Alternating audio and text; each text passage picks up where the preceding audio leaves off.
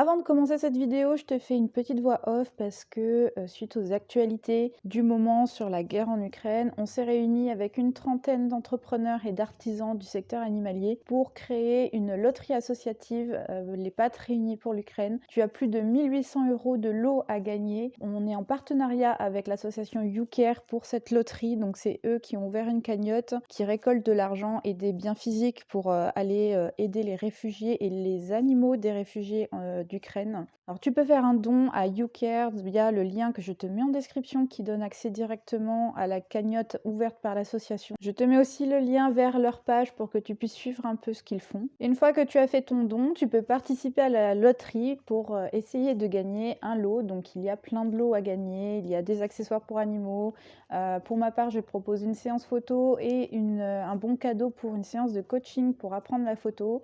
Voilà, donc je te laisse avec un peu tous les lots à gagner. Surtout, si tu veux participer, encore merci à toi et puis merci pour eux. Voilà, c'est tout pour cette petite aparté. Je te laisse avec ta vidéo. Hello les photographes! Aujourd'hui, il faut qu'on parle d'une règle que souvent, quand on débute la photographie, on comprend pas trop ou dont on n'a même pas entendu parler. Et pourtant, c'est une règle hyper importante à comprendre si tu veux pas rater tes photos et avoir des aspects que tu ne comprends pas ou qui ne reflètent pas du tout ce que tu voulais montrer avec des déformations. Vraiment, ton sujet n'est pas mis en avant. Allez, je t'explique tout ça, c'est parti.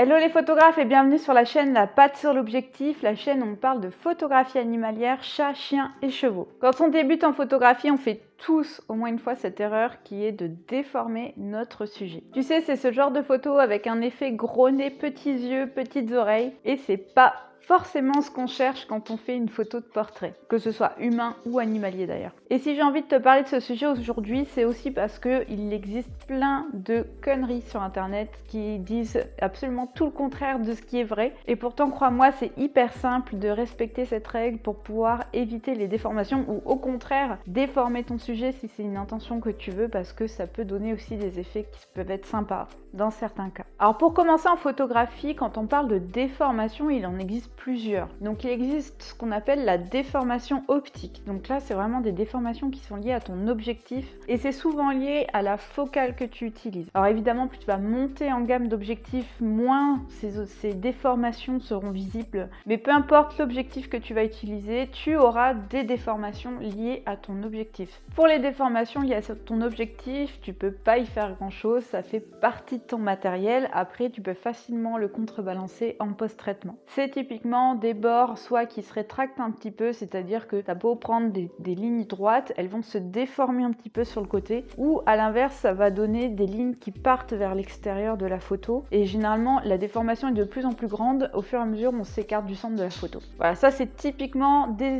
déformations liées à ton matériel. Vient ensuite les déformations liées à la perspective et à la distance avec ton sujet. Et c'est surtout cette deuxième déformation qui va nous intéresser parce que c'est sur celle-là que tu pourras jouer si tu veux l'annuler ou au contraire l'accentuer. Ça peut être vraiment intéressant sur certaines photos. Si tu t'es déjà intéressé aux portraits et aux déformations liées aux photos de portrait, tu as sûrement déjà vu cette image. Donc si tu regardes cette image, qu'est-ce qu'elle dit? Elle te dit que en fonction de l'objectif que tu vas utiliser, de ta longueur focale, tu vas plus ou moins déformer le sujet que tu vas prendre en photo. Donc si tu prends ce GIF, ça veut dire que si par exemple tu te mets à 200 mm, tu auras beaucoup moins de déformation que si tu te mets à 24 mm, où là ton sujet aura l'impression d'avoir une grosse tête, un gros nez, des petites oreilles, etc. Ça, c'est ce que dit ce GIF. Seulement, je te le dis tout de suite, c'est complètement faux. Pourquoi ? Parce que, en effet, sur ce GIF, tu vois qu'à différentes focales, en effet, la tête du sujet se déforme. Seulement, ça oublie de prendre en compte un facteur hyper important. Quand tu photographies à 200 mm,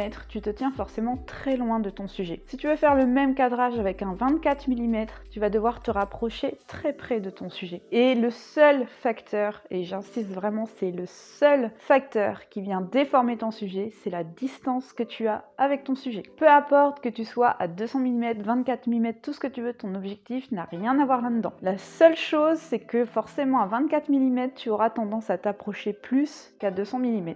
Tu auras forcément beaucoup moins de chances de déformer à 200 mm parce que tu seras obligé de te tenir loin de ton sujet, donc forcément c'est beaucoup plus compliqué de déformer avec un 200 mm.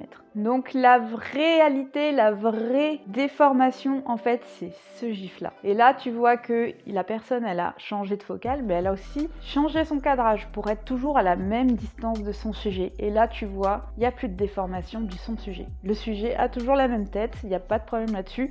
Par contre, forcément 24 mm, on a un grand angle, on voit beaucoup de choses, alors qu'au 200, ça fait un portrait serré parce que la personne n'a pas bougé, elle a juste changé ses objectifs. Et j'aime beaucoup ce deuxième gif pour une autre raison, ça te permet aussi d'expliquer un autre sujet, qui n'est pas forcément le sujet de cette vidéo, mais c'est pas grave, on va en parler quand même. C'est ce qu'on appelle la compression d'arrière-plan. Donc tu vois qu'à 24 mm, tu vois très très large, donc c'est-à-dire que tu vois plein de choses dans l'arrière-plan, tu vois les poubelles, les arbres, tu vois plein de choses, l'arrière-plan est plutôt net. Et plus tu vas augmenter ta focale et plus l'arrière-plan va être très serré et tu vas détacher ton sujet du fond. Tu auras l'impression que l'arrière-plan est plus loin, il sera plus flou et tu auras beaucoup moins de choses dans ton cadre. Ça, c'est ce qu'on appelle l'effet de compression d'arrière-plan en fonction de ta focale. Et c'est aussi pour ça qu'en portrait, on aime bien utiliser des longues focales. C'est pas pour le plaisir de se tenir à 300 mètres de son sujet, c'est vraiment pour venir détacher le sujet, avoir ce flou derrière et avoir le moins d'éléments possible derrière le sujet qui peut venir distraire. Par contre, si tu veux intégrer un super paysage ou un magnifique bâtiment,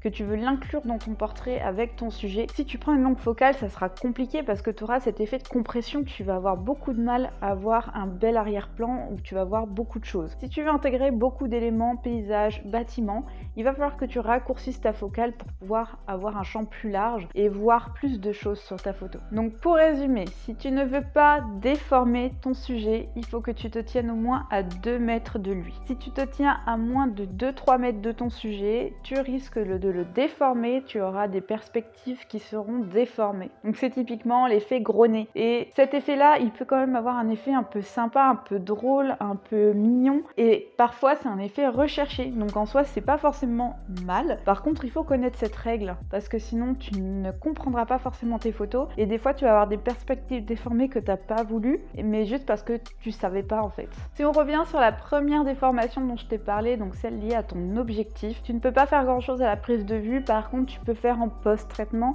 Je te montre tout de suite comment faire dans Lightroom pour, on va dire, redresser ta photo en fonction de ton objectif. Alors me voilà dans Lightroom, je suis sur une photo prise au 50 mm, pas une focale qui déforme énormément, mais il y a toujours quand même des légères déformations. Et donc si tu vas dans Lightroom, tu peux aller ici dans correction de l'objectif. Et ici, tu as activé un profil de correction. Tu coches et tadam. Donc si tu fais le avant-après, il vient vraiment corriger, tu vois, sur les bords en haut. On voit qu'il a redressé la photo pour limiter les déformations liées à mon objectif. Et ici, en fait, il a détecté de lui-même l'objectif que j'ai utilisé. Donc il va activer le profil pour cet objectif en précis. Si ton objectif n'est pas répertorié, par exemple, dans le logiciel, tu peux aussi le faire en manuel. Donc là, c'est un peu plus délicat. Donc tu vois ici au niveau de la distorsion, tu peux venir régler comme ceci. Bon là, je vais le laisser en automatique. Et voilà, c'est une vidéo assez courte, mais elle me paraît super importante. J'espère qu'elle t'a plu. Si elle t'a plu, n'hésite pas à t'abonner, à activer la petite cloche pour être au courant des prochaines vidéos. On se dit à la semaine prochaine pour une nouvelle vidéo. D'ici là, surtout, porte-toi bien, prends soin de toi, prends soin de tes proches et on se dit à la prochaine. Ciao!